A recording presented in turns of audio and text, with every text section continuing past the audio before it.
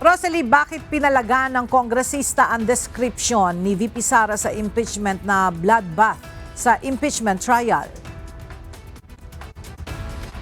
Hindi isang palabas ang impeachment trial kundi isa itong proseso para sa katotohanan at pananagutan.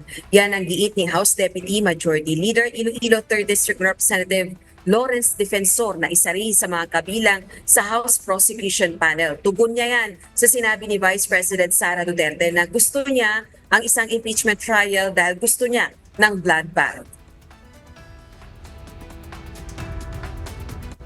Ayon kay Congressman Defensor, ang magandang sabihin, winner takes it all ang impeachment trial at hindi kailangang maging bloodbath. Gusto rin nila ng malinaw na pagkakalatag ng ebidensya ng prosecution at defense teams. Dagdag pa nito, ang gusto niyang makita, handa si Vice President Sara para sakaling maakwit siya, madaling tanggapin ng taong bayan at ng 215 miyembro ng House of Representatives na pumirma sa impeachment complaint.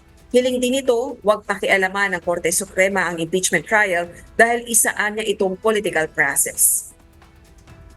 Paulit-ulit na sinasabi ni VP Sara na handa siya anuman ang kahinatnan ng impeachment trial. Maakwit man siya o makatanggap ng guilty verdict.